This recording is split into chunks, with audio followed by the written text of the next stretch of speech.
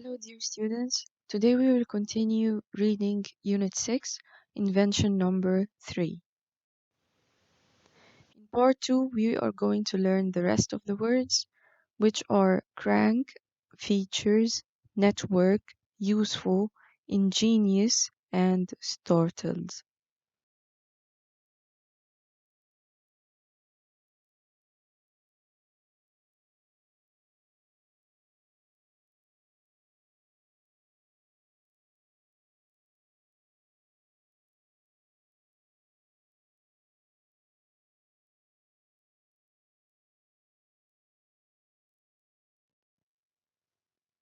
Second word is startled. What does it mean, startled? That's a verb, which means shocked or frightened. So startled means shocked or frightened, scared. For example, Miss Martha looked startled when she saw the giant dog. Next word is useful. What does it mean, useful? That's an adjective. It means able to be used for a practical purpose or in different ways. Like in the picture, we have so many tools. All of these tools are useful. You can use them in different ways to do a lot of things. For example, a good knife is probably one of the most useful things you can have in a kitchen. Synonym for useful is practical, and the antonym is useless. Next word is ingenious. Ingenious, that's also an adjective. What does ingenious mean? Ingenious means inventive or clever and effective. Someone who is smart, clever, and invents a lot of things. So, for example, Einstein is one of the most famous and ingenious scientists ever. The synonym for ingenious is smart, and the antonym is stupid or dumb. Next word is crank. What's a crank? Look at the picture. What's a crank?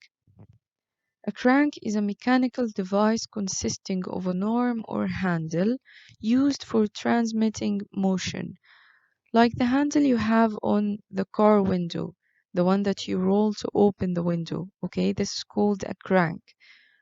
For example, to open the car window, turn the crank on the door. Next word is features. Features. Features is a noun. What does features mean? Features are attractive or important parts of something. So important parts of anything. These are called features. For example, this camera has several features that make it easy to use. The synonym for features are characteristics. So features mean characteristics. Now let's continue reading in page 88. When it was finished, he called in his mother and brother again. Why did he call them? What was finished? Invention number 2. Remember, we finished invention number 1, and now he finished number 2. Ladies and gentlemen, said Ferguson, I present to you invention number 2, which works with strings and wheels. Invention number 2 was a network of strings that ran all the way across Ferguson's room. Was a network. What's a network? A network, we said, is a system of people or business or anything, okay? So, invention number 2 was a network of what? Of strings that ran all the way across Ferguson's room. Watch this, he said. Sitting down on his bed, he turned a crank. He turned a crank. A crank is a mechanical handle which pulled a string which caused all the other strings to move in a complicated way. On the other side of the room, one of Ferguson's tennis shoes hooked to the end of the string rose into the air and traveled toward his bed. Grinning, Ferguson reached up and grabbed the sneaker. His mother chuckled. That's ingenious, she said. Ingenious, smart, and clever. Maybe so, said Willard. But why not invent something useful? He turned around and went back. to the kitchen. So again, Willard did not appreciate his brother's invention. He scoffed at him. He discouraged him.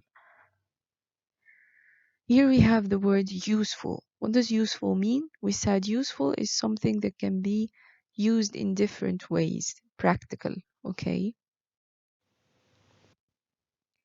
Now moving to page 89.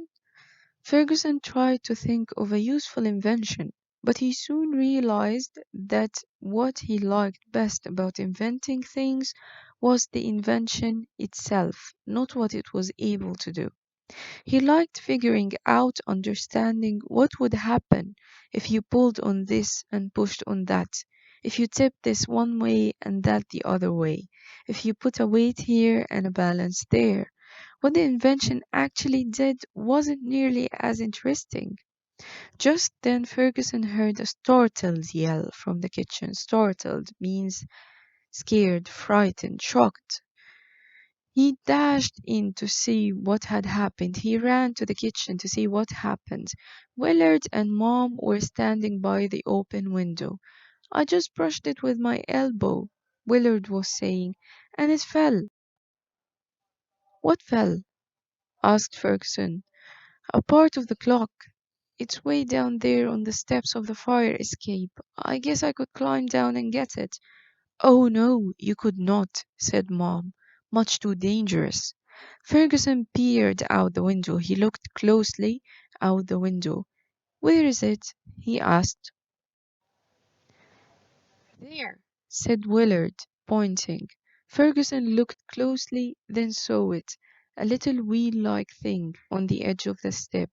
He did some quick thinking. It wasn't straight down from the window. It was downward and outward, and there were railings in the way. Tricky, but not too tricky for a soon-to-be famous inventor. Okay, said Ferguson. It's time for invention number 3. It took about half an hour. Invention number 3 combined some of the finest features of invention 1 and 2. Here we have the word features. Features means important or attractive parts of something. Okay, so invention number 3 had some features of invention 1 and 2. The whole contraption lowered a magnet right onto the tiny clock part, picked it up and swung it back through the kitchen window and into Ferguson's hand. Ferguson handed the clock part to Willard. Well, said Willard, you finally invented something useful. Ferguson looked at his mother and smiled. She smiled back. They both knew that invention number 3 would never have happened without invention number 1 and invention number 2. So at the end, it turned out that invention number 1 and 2 were very, very useful as well. What is the problem of this story? The problem in the story is that Willard discouraged his brother for inventing things that weren't useful, in his opinion, of course. And was that problem ever solved? Yes, it was. The solution is that Ferguson invented a useful device that did what? That helped Willard get his missing clock part. What is the main idea of the story? What is the lesson that you've learned from the story?